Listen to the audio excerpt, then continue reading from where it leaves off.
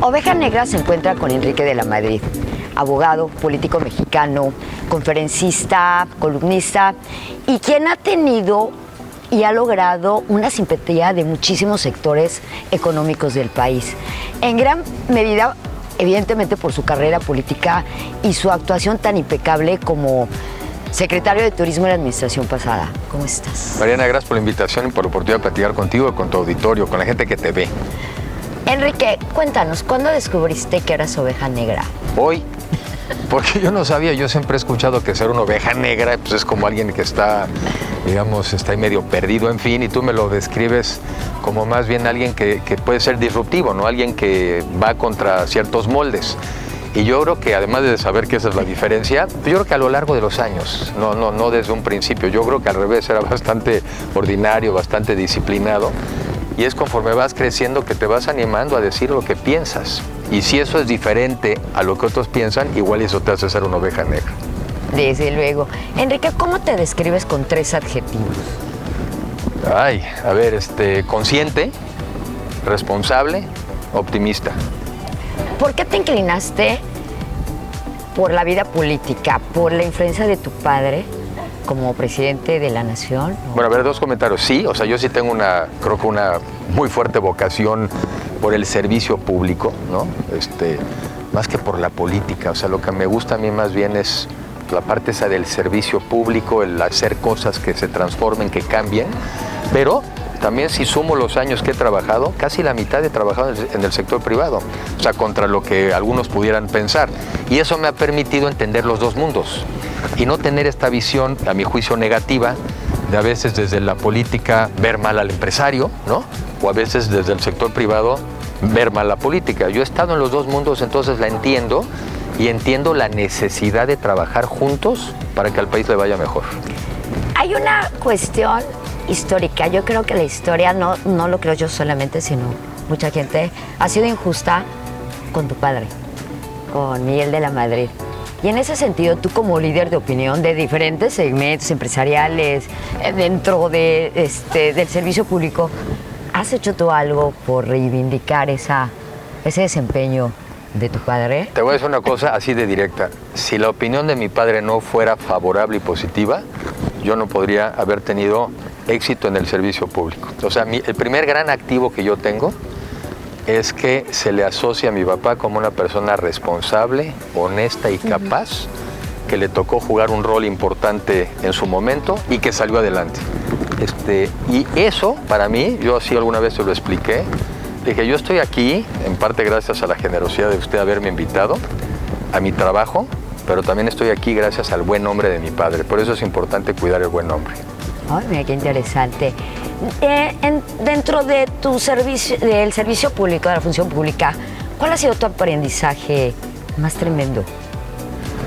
Que hay que saber trabajar en equipo. Yo creo que 2 cosas. Hay que hacer un buen equipo, que tengas el mejor equipo posible que trabaje contigo, porque al final del día uno dirige, pero quienes ejecutan son las personas, son tus colaboradores. Y la otra, a mí siempre me ha servido mucho ser una persona que escucha, ser abierto, asumir que no sé de entrada de muchas cosas y al escuchar aprendes. El otro día alguien me decía, a ver Enrique, es que tú escuchas, después formulas y después ejecutas, pero empiezo escuchando. Yo no llegué siendo un experto en el campo, en la financiera rural, pero llegué y escuché y aprendí, estudio, porque también estudio, pero sobre todo escucho. Yo no era un experto en comercio exterior y llegué al Banco Nacional de Comercio Exterior, escucho, viajo mucho, o sea, me gusta ir a conocer los lugares, me gusta ir a conocer a los clientes y vas aprendiendo. Y tampoco era un experto en turismo. Hice algo hice lo mismo, me dediqué a escuchar a la gente que vive de eso, a viajar, y entonces ya vas interiorizando y vas llegando a ciertos conceptos y en cada caso vas descubriendo qué es lo que hay que hacer en cada momento. ¿Cuáles son los obstáculos más tremendos dentro del ejercicio de la función pública? Bueno, a veces yo creo que los obstáculos son el tamaño de los problemas, pero a todos les puedes ir encontrando una serie de acciones que contribuyen a irlos resolviendo. Yo creo que no hay ningún problema, por grave que sea, que no tengas acciones para irlos comenzando a resolver. No los puedes muchas veces resolver tú solo, ¿verdad? No se puede disminuir la pobreza de la noche a la mañana, pero se puede disminuir. No se puede acabar el hambre de la noche a la mañana, pero la puedes disminuir. No puedes hacer que un país crezca económicamente de la noche a la mañana, pero lo puedes acelerar. A todo le puedes poner una serie de acciones que aceleren el resolver muchos de los problemas que tenemos, todos los problemas que tenemos. ¿Cuál crees que ha sido tu contribución dentro de la función pública? Pues a donde he ido a hacer cosas y avanzar, avanzar. Si me tocaron, estuve en 2 bancos de desarrollo, en esos 2 bancos crecimos significativamente el crédito sin que por eso tuvieras malos cobros, porque es muy fácil prestar mucho dinero si luego mucho de lo que prestaste lo prestaste mal, parecería que los números son muy buenos y después lo paga el que te sigue. No, en la parte de los bancos, haber crecido en crédito, haber crecido en el número de gente que atendías y al mismo tiempo que la salud del banco estuviera bien. Y en el caso del turismo, haberme subido y sumado a las acciones del empresariado, a las acciones de los trabajadores, y creo que parte de lo que yo pude haber hecho mejor es haberle dado más visibilidad. Yo creo no solamente en hacer las cosas, sino saberlas cacarear. Lo que no se dice, lo que no se comunica, pues para efectos prácticos no existe. Pero comunicar buenas historias, como es el turismo, comunicar un mejor crédito en el campo, también contribuye a que más personas se fijen en esos sectores y también le inviertas más. Comunicar es muy positivo y es muy importante. Oveja Negra obviamente nace en una potencia turística y particularmente el tema de tu desempeño dentro del sector, ¿cuáles crees que han sido tus aciertos particulares, tus desaciertos y qué crees que se quedó en el tintero? Bueno, a ver, mi principal acierto, que lo dije en un principio, es demostrar que tú tienes disposición a escuchar, ¿sí? A la gente le importa dialogar y darte tus puntos de vista. Y si eres una autoridad que puedes incidir en sus negocios, en su vida, con más razón quieres que los escuches. Entonces yo creo que mi principal acierto, y que cada vez lo hago más, es empezar por escuchar. Incluso voy a alguna reunión y digo, bueno, a ver, voy a decir 2 o 3 palabras, pero lo que vengo es a escuchar, ¿sí? A oír. Porque otra vez de escuchar aprendes. Cuando tú escuchas te estás ahorrando muchos libros. Cuando tú escuchas te estás ahorrando muchas conversaciones si escuchas bien. Y he aprendido que el mejor conversador incluso es el que escucha más. Entonces yo creo que es esa. La otra es que si tienes convicciones de ciertas ideas, empújalas. Aunque al principio parecieran que no hacen sentido. Si tú tienes la convicción de que lo que estás pensando hace sentido, empújale. Y yo también uso una expresión donde digo, yo trabajo con quien se deje. No me importa que no sean muchos al principio, no importa, si tú crees en algo y crees que eso va a hacer sentido, dale, porque tarde o temprano le va a hacer sentido a la gran mayoría con la que te importa trabajar. Y bueno, deficiencias, bueno, pues sí tienes siempre. A veces pudiera ser que tuviste un rozón con alguna persona que era innecesario. A veces yo soy un poco... me gusta debatir y si tengo convicción sobre mis ideas, a veces me aviento duro y dices, caray, se me pasó. Y entonces tienes que luego ir a dar una sobadita para decir, oye, no era personal. Porque algo que he ido aprendiendo también y que me gusta esta frase es duro con los argumentos, pero suave con las personas. En México somos muy sensibles. Si nos hablan fuertecitos y de repente van contra nuestras ideas, nos sentimos atacados. No. Hay que distinguir, debatir ideas es necesario, no solamente es útil, es necesario, pero duro con los argumentos, suave con la persona. Enrique, ¿por qué no se ha construido una auténtica política pública de turismo, turística? No, claro que se ha construido. Estamos ahorita platicando en un lugar donde hace 50 años había 100 personas, 100, no había más. Y gracias a políticas públicas, que en ese entonces, hace 50 años, la necesidad era ir a buscar áreas generadoras de divisas, actividades, era buscar cómo desarrollar más esta zona del sur del país, ¿no? Es una península con un mar maravilloso, pero no estaban los hoteles, no estaban los aeropuertos, no estaba la infraestructura, Y yo digo que uno de los casos más exitosos de política pública es el tema del turismo. El caso de la invención en su momento de Fonatur para desarrollar pueblos turísticos. Y hoy, en unas cifras que estábamos viendo hace un momento, la mitad de los extranjeros que vienen a nuestro país pasan por Cancún, la mitad. O sea, al revés, yo creo que este es un gran ejemplo de cuando los mexicanos nos proponemos hacer algo bien, sale muy bien. O sea, Cancún es una marca impresionante del mundo. Claro, es muy noble también la actividad, sin embargo... A ver, si no hubiera políticas públicas que hubieran apoyado al sector, pues no hubiéramos llegado a ser el 6º país más visitado en el mundo en el año 2017. No estaríamos recibiendo, quitemos la pandemia, a cerca de 40 millones de visitantes al exterior y creciendo. No, yo creo que el turismo es un gran sector y más bien lo que necesitamos es cómo seguirlo cuidando.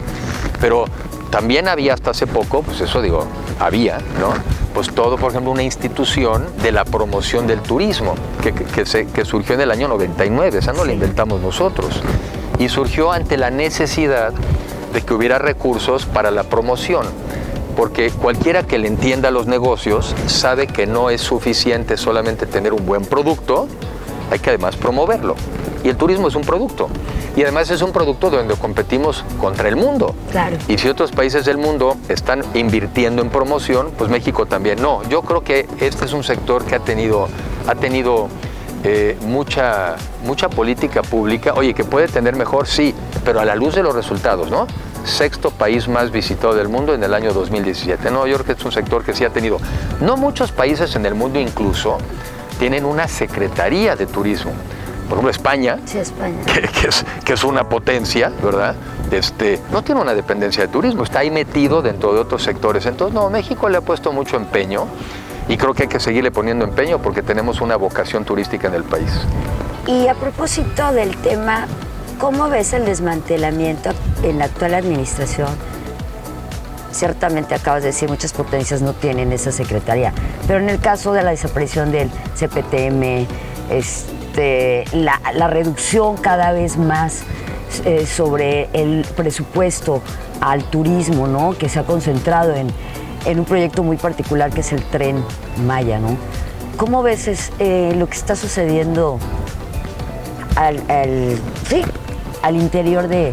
Pues mal por lo que digo, mal porque, y repito, no soy una persona que tenga un interés particular, no es que yo lo hice, no, yo no lo hice, esa institución existía desde el año 99, mal por lo que te expreso, porque todos los países, y además esto fue, según me han platicado, muy influenciado por la experiencia canadiense en su época, lo que se hizo es, ¿cómo le hacemos para que cuando venga un recorte presupuestal no le pega la promoción?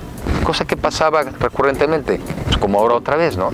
Y lograron en ese momento tener, a mi juicio, una idea muy inteligente, sí, pues vamos a cobrarle hoy son $25, a los extranjeros que lleguen a México por avión. Quiere decir que ese dinero no se lo estás quitando a ningún mexicano para pagar médicos, para pagar enfermeras, para pagar... No, ese es un dinero que el propio turismo genera y entonces le cobras $25 a cualquier extranjero que llegue a México por avión. ¿Con eso qué te permite hacer? Porque la gente no tiene por qué saberlo, pero yo lo aprendí. Vas a España, platicas con Iberia y le dices, oye, queremos abrir un vuelo, por ejemplo, Madrid-Guadalajara. Y ellos te dirían, bueno, sí, pero ¿y qué? A ver, vamos a hacer una campaña de promoción entre los dos. Y entonces Iberia te dice, muy bien, págame o dame 150, $200,000. Yo voy a poner España, Iberia decía, otros 200,000 y vamos a hacer una campaña de promoción ante los clientes de Iberia, para que en lugar de que vayan a Aruba o a República Dominicana, vayan a México. Entonces, tú tienes que tener recursos para poder hacer, digamos, un match, le dicen, ¿no? Con los recursos de Iberia. Y si entonces haces una promoción a Guadalajara o a México, ellos entonces dicen, así ahora sí ya justifico el vuelo. Y lo mismo puede que hagas con hoteles, con los hoteles. El impuesto, el 3% al hospedaje. Entonces, ¿no? el dinero, También. el dinero de la promoción ya no se usa, como quizás se usaba hace muchos años, para pagar spots de televisión, así a ver a quién le pegaba, ¿no? Hoy puede ser campañas dirigidas, negocias con los hoteles para que hagan sus campañas de promoción ante sus clientes, con las líneas aéreas. Y si tú no tienes ese dinero, pues entonces te encuentras en una desventaja comparativa porque lo va a estar haciendo Aruba, porque lo va a estar haciendo República Dominicana. Entonces, es eso, para que no se vea que mis reacciones personales, pues es una reflexión analizada. Sirve para eso. Otro tema, la Secretaría de Turismo siempre tuvo poco dinero, pero por ejemplo, había otros programas, ¿no? En donde usábamos recursos para ayudarle a los estados o a los municipios a hacer ciertas obras de infraestructura. Ejemplo, el Centro Histórico de San Luis Potosí. Entonces a veces tú llevas algún dinero, el municipio le pone otro tanto, el estado otro tanto, y resulta que mejoras el centro histórico, bajas los cables y los metes subterráneos, mejoras las calles. ¿Y qué efecto tiene eso? Pues que entonces también los restauranteros del lugar mejoran sus restaurantes o invierten en más restaurantes o le meten más hoteles. O sea, que el dinero a veces, del dinero público invertido en infraestructura, ayuda a detonar destinos. Ese poco dinero, pues entiendo yo que ya no está. Y pues entonces esas actividades ya no están. Y sí les ayuda porque, oye, me encanta que Cancún venga aquí el 50% de los extranjeros. Pero a mí también me gustaría que viajen en muchas otras partes del país. Y vas a viajar a donde haya infraestructura, donde te traten bien, donde llegues con facilidad. Para eso sirven esos recursos, para facilitar también que se desarrollen otros destinos turísticos del país. ¿Y tú qué piensas sobre nuestro principal destino, sin duda es Cancún, el Caribe mexicano? Sin embargo, han quedado temas muy particulares como es el rescate del Arenal, que cada fenómeno es tremendo y finalmente vivimos de sol y playa. También el tema últimamente del sargazo, que ha sido una de las cuestiones más críticas. Y ahora sin recursos, o sea, ¿qué pasa que no se han constituido fideicomisos tan importantes cuando nosotros representamos una parte muy importante del PIB, del ingreso de divisas al país? Y sin embargo, nuestros grandes activos están en peligro, ¿no? Pues mira, primero es una realidad, por ejemplo, el sargazo, que a mí ya me tocó en mi último año, pues que de repente llegaron oleadas y que pues hicimos lo que pudimos. En ese entonces, fíjate, entre otras cosas, en ese entonces reflexionábamos sobre la conveniencia de incluir el tema del sargazo como si fuera un desastre natural, para meterlo en el Fonden, en el Fondo Nacional de Desastres. Ya no existe, ¿no? Ya no hay Fonden, ¿no? O sea, yo cuando me tocó el tema es, oye, pues esto es quizá para efectos de esta zona es como un temblor, es como un huracán. Deberíamos de cambiar las reglas de operación del Fonden para que entre el sargazo. Alguien se habrá ocurrido algo mejor y dijo, no, mejor desaparecemos el Fonden, ¿no? Pero, siendo más serios, sí hay temas muy importantes como el sargazo. Hay temas muy importantes como el cambio climático. Claro. Yo digo, a ver, fíjate, también veía hace rato en una presentación, es un hecho que está subiendo el nivel del mar como resultado de que se están derritiendo los polos. Si nosotros ofrecemos sol y playa, pues a este ritmo el día de mañana vamos a ofrecer sol. México debería ser uno de los principales promotores de las acciones contra el cambio climático, porque somos uno de los países que más riesgo tiene. Y yo así se los digo a los turisteros y aprovecho tu espacio. Y las zonas turísticas deberían ser los principales promotores de las acciones contra el cambio climático, porque son los que están en más riesgo. Lamentablemente en México no todo el mundo lo entiende y por eso estamos ahorita muy entretenidos en seguir utilizando, ¿no? Produciendo gasolinerías y produciendo a partir del petróleo, cuando deberíamos de movernos lo más rápido posible hacia las energías renovables, al sol, al viento, porque esta es una tendencia que llegó para quedarse y se va a acelerar. Claro. Y no porque nosotros pensemos diferente, el mundo va a cambiarlo para acomodarse a nosotros. Nosotros nos tenemos que acomodar a las tendencias del mundo, no por imitones, sino en este caso porque es lo que hace sentido. Tenemos que combatir el cambio climático y una de las principales causas del calentamiento de la Tierra son las energías fósiles, que generan gases de efecto invernadero. Eso así está. ¿Qué opinas sobre el actual secretario de Turismo de Torruco? ¿En qué sentido? También como tú estuvo del otro lado de la moneda, en el sector privado, fue uno de los más detractores por años cuando estuvo al frente del Consejo Nacional de Empresarios Turísticos. O sea, fue un gran líder y ahorita, ¿cómo ves tú? Bueno, primero, yo lo considero un amigo, porque yo lo conocí a él pues mucho antes de que siquiera yo estuviera en estos temas, ¿no? Lo que yo sí, como amigo, alguna vez dije es, si no tienes recursos con los cuales hacer muchas cosas, va a ser muy difícil. Entonces yo más bien contesto con lo que yo sí tuve. Yo tenía un consejo de promoción turística que nos permitía no solamente promover a los destinos, sino a veces nos permitía hacer frente a las crisis, ¿no? Cuando vienen las campañas en Estados Unidos y cuando tú vas a visitar esos países y vas a los medios de comunicación y promueves el turismo y te regresan con cifras de homicidios y crimen y todo eso, tú tienes que tener herramientas también de relaciones públicas para hacer frente a ese tema. Y la otra cosa que yo también tuve, nunca fuimos una secretaría con mucho dinero, pero con que tuvieras tantito, te hacían caso los gobernadores y los presidentes municipales. Otra vez, ¿por qué? Porque tus recursos les eran muy atractivos para hacer la reforma, otra vez en el centro histórico de tal o cual lugar. Te pedían que se declarara alguno de sus pueblos que fueran declarados pueblos mágicos, no solamente por el nombre que iban a tener, que eso ya les iba a dar visibilidad, sino porque también iban a acceder a recursos para hacer reformas y mejoras en la infraestructura. Si tú, como funcionario, no tienes esos recursos, pues tienes muchas menos posibilidades de incidir en lo que quieres hacer. Enrique, obviamente has tenido tú mucha simpatía de unos años para acá, en muchos sectores,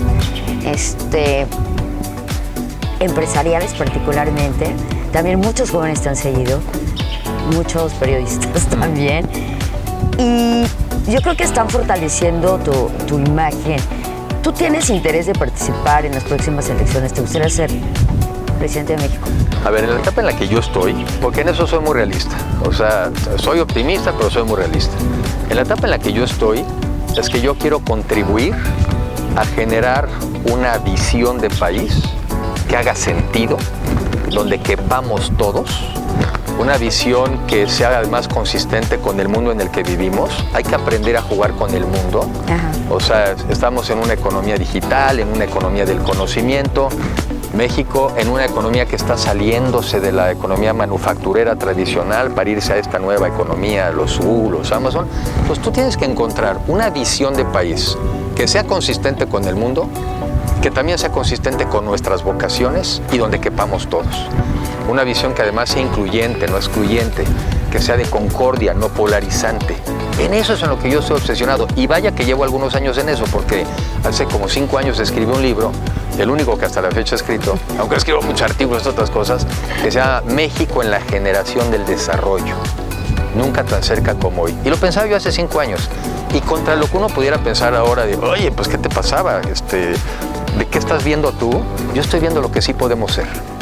Yo estoy viendo lo que sí podemos ser. Y parte de mi actitud, quizá más abierta últimamente, es tratar de expresar ese México que sí podemos ser, porque lo veo, porque sé que sí podemos llegar ahí, porque sé que sí podemos ser un país de clases medias, que sé que sí podemos eliminar la pobreza extrema, sé que podríamos acabar con el hambre cero, que por cierto estas ideas, además, son las mismas ideas de los objetivos de desarrollo sustentable, a los que por cierto México se suscribió en el año 2015. Entonces, no son cosas que nada más se inventa uno, es parte de lo que el mundo quiere hacer. ¿Por qué en México no podríamos querer eso? Entonces, yo estoy ahorita más preocupado en la narrativa, en la historia, en la visión. Si a la gente le gusta esa visión, primero me gustaría que la compartieran. Si todos tuviéramos el reconocimiento de que ese es el camino a hacer, yo también digo esto. Si nos ponemos de acuerdo en el destino, pues lo más probable es que nos pongamos de acuerdo en los caminos. Si tú quieres venir a Cancún, bueno, pues podrás venir en avión o podrás venir en carretera, quizá próximamente en un tren. Pero si no tomas el camino adecuado a Cancún no llegaremos. Y es lo que a veces me preocupa en México, que no nos ponemos de acuerdo en el destino, entonces parece que cualquier camino es bueno. Sí, nomás que unos toman para un lado, otros para la derecha, otros para enfrente, y no traemos una visión de país a donde queremos llegar. Ahí es donde yo estoy obsesionado primero. Pero, insisto, bueno, a ver, más que me gustaría, que claro que, a ver, ¿quién no le gustaría, habiendo sido un servidor público, a quién no le gustaría alcanzar la máxima posición para influir positivamente en tu país? Porque, a ver, pues yo ya tuve la oportunidad de estar en un escenario, claro, no fui yo, ¿verdad? Fue mi papá. Y yo de lo que aprendí es que para eso sirve el poder, hombre. El poder sirve solamente es importante si sirve para transformar para bien una sociedad. Si sirve para darle un impulso, a mi juicio, para construir de lo bueno del pasado, porque hay muchas cosas buenas del pasado, aunque nos quieran vender una caricatura de fracaso, yo no la compro. Aquí estamos, ¿no? No la compro. ¿Cómo le hacemos para tomar lo bueno del pasado, entendiendo el futuro y proyectarnos para que nos vaya bien y mejor a todos? Porque sí se puede. Entonces, pues eso es en lo que yo estoy. Y esa es la parte que a mí... y te decía, lo peor de un poder malentendido, pues es no poder. Lo más frustrante del poder es no poder. No poder disminuir la pobreza. Aumentarle. No poder contribuir a los problemas de salud de tu comunidad, ¿no? No poder tener un país en paz y con seguridad, ¿sí? No poder tener un rol más importante de México en el mundo. Lo más duro de un poder mal concebido es no poder. Pues sí, me dejas sin preguntas, no es cierto. Oye, Enrique, queremos también que Enrique se desnude, que se desnude su alma. Espérame tantito. Dejémoslo en el alma. Enrique, ¿qué te dejó en lo personal el tema de la pandemia? Mi solidaridad con aquellas personas que han visto disminuidos sus ingresos de manera dramática, porque de la noche a la mañana muchos negocios cerraron porque no podían recibir gente. Pero a pesar del esfuerzo de muchas empresas o de muchos empresarios, pues también algunos les dijeron, oye, pues gracias. Y ante la carencia de programas gubernamentales que los apoyaran, porque a ver, en otras partes del mundo apoyaban a las empresas para apoyar a los empleados. O sea, no es un apoyo malentendido al accionista, porque accionista, por cierto, también es el dueño de una taquería, ¿no? Claro. En México el 90 y tantos por ciento, 95% de los negocios son micro y pequeños negocios. Entonces, pues cuando hablamos de los empresarios, uno habla de esos. Pero bueno, la otra cosa que me deja, pues es también esta idea de que la vida se va en un suspiro. Y por eso hay que tratar de hacer lo más posible con la vida. Y también creo dos cosas. Una, que se va a acelerar, porque se aceleró todo el proceso de digitalización, todo el proceso de modernización. Ese no se detuvo. La gente ya sabe, obviamente la gente que tiene acceso a Internet, ya sabe que puede trabajar desde su casa, sabe que puede estudiar desde su casa, sabe que va a tener que moverse mucho menos que antes porque puede hacer esas cosas. Pero al mismo tiempo, nos debe de generar una conciencia, yo esa creo que a mí se me ha acentuado, de que o todos salimos o nadie sale. O a todos nos va bien o a nadie le va bien. Velo en el COVID. O todos vamos a lograr una vacunación generalizada o todos seguimos en riesgo.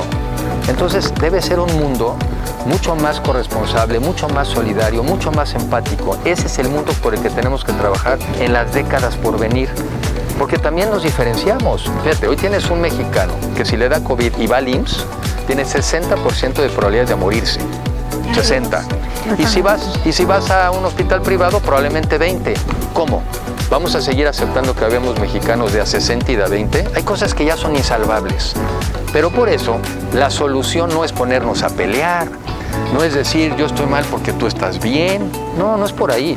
Más bien es cómo juntos trabajamos un mejor país donde todos quepamos y claro, que con un enfoque, pero inteligente y empático, de ayudarle más a los que se nos fueron quedando atrás. En ese sentido yo creo que los objetivos son los mismos, pero la manera de hacer las cosas sí hace la diferencia. O sea, tú puedes tener un mismo objetivo, pero la manera de hacer las cosas, no sé, igual y alguien quiere, fíjate, igual y alguien te quiere salvar la vida, porque tienes una infección en un dedo. Alguien quizá con una visión un poco menos moderna resuelve que hay que cortarte el brazo para salvarte el dedo. Y alguien con una visión un poco más moderna dice, oye, pues ahora hay un nuevo antibiótico de una última generación donde no solamente salvas la vida, el brazo, y sino también el dedo. Los dos pueden tener el mismo objetivo, salvar el dedo. Nomás que en uno te tiran del brazo y en el otro pues te dejan completo. La ciencia importa, el conocimiento importa, la buena fe importa, saber importa. Esas cosas importan para resolver problemas y que nos vaya mejor a todos. Enrique, si hubiese una película que describiera tu vida, ¿cuál sería? Ay, no sé, no la he visto, pero la estamos haciendo. Estamos haciendo la película. Creo que así se va a llamar. Estamos haciendo la película. No, pues a ver, no sé si era una película. Bueno, pues yo creo que es una película, como puedes ver, personas que hacen las cosas de buena fe, que se preparan y les va bien. Porque no tiene por qué a los mexicanos que son de buena fe, se preparan y trabajan, no tiene por qué no irles bien. Lo que necesita uno es generar condiciones para que todo aquel que trabaja y se prepara le vaya bien. Y sí reconozco que para muchos mexicanos las condiciones son muy adversas. Y de eso se trata, de mejorar las condiciones de todos para el que tenga ganas y se prepare, le vaya bien. ¿Qué canción desnuda tu alma? Tu alma ahí. No sé, y además soy malísimo. Si yo voy a reprobar todas las preguntas de qué canción, qué libro has leído, cuál te gusta. No, me gustan muchas cosas y vas descubriendo unas nuevas y aquí uno va cambiando hasta por etapas, ¿no? Hay momentos en donde te sientes de una forma y te sientes identificado. No, eso, no tengo una donde me describa. ¿Tienes algún complejo? ¿Cuál es tu complejo? ¿Tengo algún complejo? Pues fíjate, va a sonar sangrón, pero no soy de complejos. Y no soy de complejos, afortunadamente, por lo que eso no me sesga mis puntos de vista de las cosas. A muchas personas los sesgan los complejos, ¿no? Los rencores, los odios. No, a ver, yo soy más de amores que de odios. Sí, soy más de amores que de odios. No, los complejos hay que enfrentarlos, el que los tenga. Hay que enfrentarlos, hay que resolverlos, son retos, son obstáculos. Seguramente son cosas que tienen explicación, ¿no? Oye, mira, a mí de chico me pasó estas cosas y otras cosas. Yo digo, pues todo se resuelve. También esas cosas se enfrentan. ¿Tu frustración? Pues mi frustración es ver lo que estoy viendo. Mi frustración, pero no me frustro. Te voy a decir porque tampoco me frustro. Porque se frustra el que ve las cosas y se queda sin hacer algo. Yo por eso no me frustro, porque hago. Yo digo que muchas veces esta actitud mía, perdón por los psiquiatras, es en lugar de ir al psiquiatra, en lugar de ir al psicólogo, mejor me pongo a hacer, me pongo a hablar, me pongo a externar mis puntos de vista. Sería muy frustrante no poderlo hacer. ¿Tu defecto? Soy muy discutidor, a veces. Soy muy discutidor. ¿Tu miedo? Ya no, tenía yo el miedo al fracaso. Ya no, ya corrí. Afortunadamente yo creo que ya ciertas cosas que yo aspiraba profesionalmente, personalmente, y más bien al revés, ahora más bien es un deseo ya no personal, sino de contribuir. Bueno, que me da miedo, la inseguridad de mi país me da miedo. Que me da miedo que mis hijos, que nuestros hijos no puedan tener un país donde puedan prosperar. Eso me da miedo. Eso me da miedo. ¿Cuál ha sido el dolor más fuerte que has tenido en tu vida? Pues la pérdida de mis papás. Esa. ¿Cuál es tu arma de conquista o fue? ¿Arma de conquista? ¿Qué es lo que más te gusta de ti, de tu físico? No, que la de mi físico nada. O sea, bueno, pues tengo el que tengo. Como dice alguien por ahí, es lo que hay. Es lo que hay. Pero es lo que hay. algo... Ahora algunos me preguntan que si ser güerito, que si es bueno o malo. Bueno o malo. Ya me puse a estudiar y ya me dijeron que está comprobado que aún a los güeros nos gustan los tacos. Que aún a los güeros nos importa lo mismo que a todo el mundo, que es que nuestras familias estén bien, que nuestras familias progresen, que estemos en un país seguro. Y como yo no discrimino, a mí tampoco me gustaría que me discriminaran por mi tono de piel, de ojos, de nada. Yo no veo diferente a la gente por eso, no quiero que me vean diferente. ¿Tu trauma? Pues te digo, no soy de traumas, afortunadamente. Oye, ¿te han trasquilado? ¿Qué es eso? ¿Me cortó el pelo o qué? Sí, a las ovejas, sí, cuando te quitan la lana. Pues depende qué es trasquilar, o sea, si a veces tener derrotas o tener fracasos. O que te traicionen, ¿no? O sea, pues, también los tienes, sí, vas aprendiendo y a veces también vas diciendo, bueno, pues así es la vida humana, igual y a veces pude yo haber hecho algo que pues quise mal y quizá generé alguna molestia, hice algo, ¿va? Pues en la vida, a ver, creo que lo mismo hay buenos que malvados. O sea, no tengo una visión así rosa del mundo, pero sí creo que hay más gente más bien intencionada que gente mal intencionada. ¿Te gustaría trasquilar a alguien? No, la verdad, no. No vaya a ser que se les ocurra al revés. No, a nadie. No necesito trasquilar a nadie. ¿Qué palabra te tatuarías en el alma adentro? Pues amor. Creo que amor. Y ¿cuál es tu grosería favorita? Pues es que a veces no uso muchas, pero ya cuando estás con amigos te salen todas, ¿no? ¿Tienes alguna que tengas? No, pendejo, ¿no? Es un pendejo. Es un pendejo. O sea, yo es como muy grandota, ¿no? En cuanto cabe ahí mucha tontería en alguien, ¿no? ¿Cuál es tu palabra favorita? Pues concordia. Yo creo que últimamente empatía. Empatía, ¿no? ¿Qué es empatía? Empatía es ponerte a tratar de sentir lo que sienten las otras personas. Eso es bien importante porque incluso hasta para establecer una relación tienes que primero, por eso es escuchar. Escuchar no solamente con los oídos, escuchar con todos los sentidos. Tratar de ponerte en el lugar de la otra persona. Creo que eso es muy importante para de entrada generar una posibilidad de conexión. Y después, más que empatía, es solidaridad, es corresponsabilidad, es hacer. No solamente con decir, no, yo ya sé lo que siente, pobrecito, se ha de sentir bien feo. No, pues es decir, ¿y ahora qué voy a hacer yo para que esa persona esté mejor? No basta ser empático. Yo creo que hay que también ser proactivo. ¿Qué odias más? Yo te digo, no soy de odios, pero ¿qué odiaría? El odio. O sea, creo que es muy mala idea. Platícanos de tus placeres culposos. ¿Cuáles? Los placeres culposos. ¿Qué tienes? No, de eso no te puedo platicar. Pero Qué aburrido, te platico de otros. O sea, me gusta el deporte, me gusta culposos. No, de las cosas que vas aprendiendo en la vida es que eliminar la culpa, o irla reduciendo. Eso. Y si ya es algo que no podrías eliminar, tú no lo hagas. Pero si no, quítate las culpas. Oye, ¿cómo vives tu sexualidad? ¿Cómo llevo mi sexualidad? Con mucha discreción. Y muy íntima, o sea que es algo de lo que no platicaría. Si fuera tu última cena, ¿cuáles platillos elegirías y qué bebidas? Ay, Carol, de las bebidas. A ver, fíjate, de bebida, pues me gusta, pues digo, será una bebida alcohólica, pues ya sería la última, ¿no?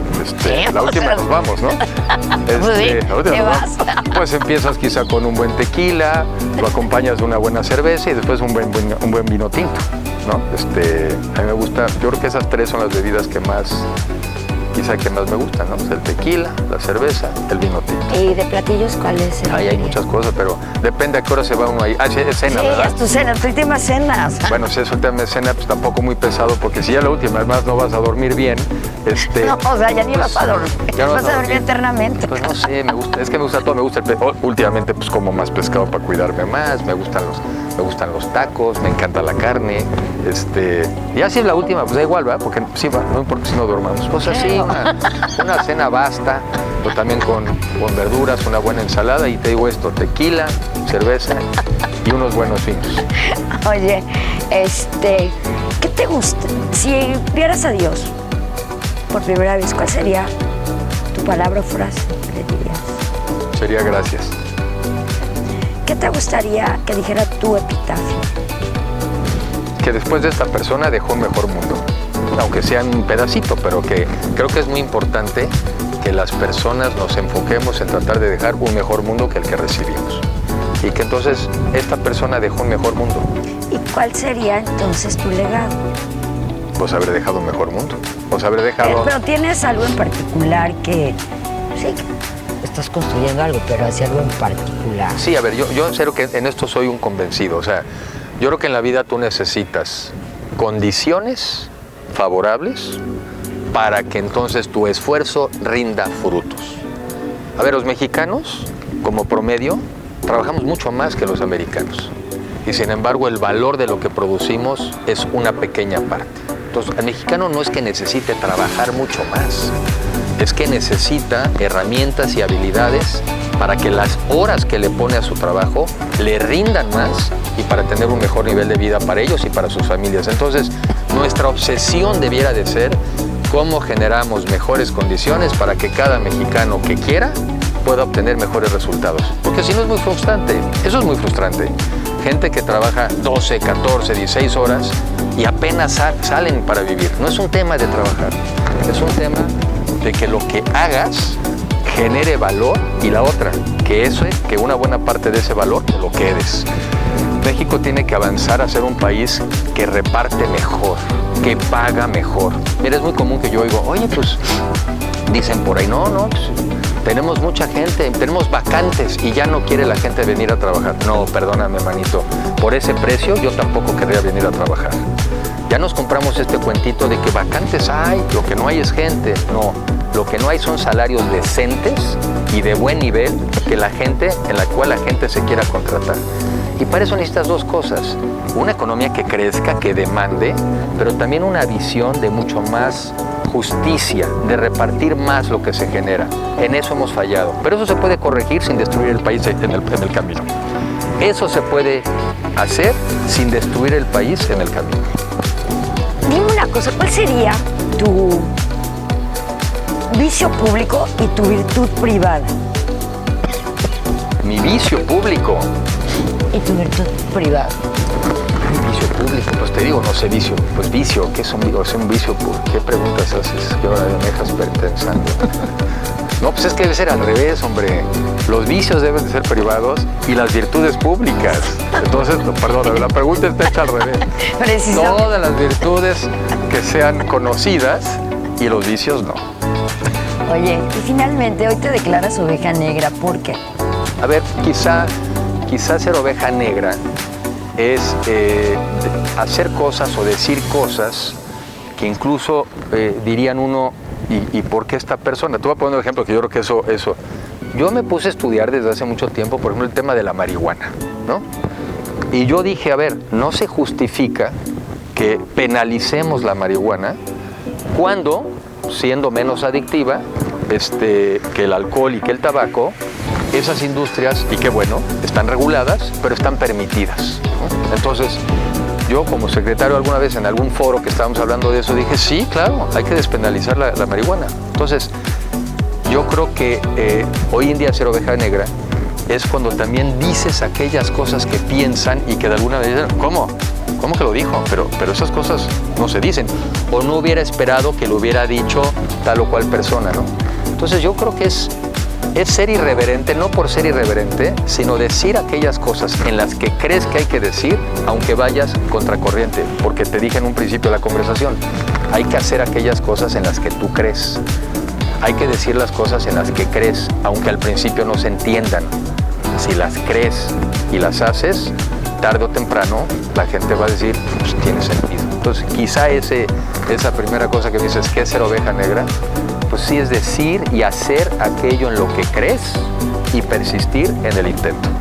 Pues muchísimas gracias, Enrique, por tu tiempo y por esta entrevista. Te agradezco por la oportunidad. Muchas gracias.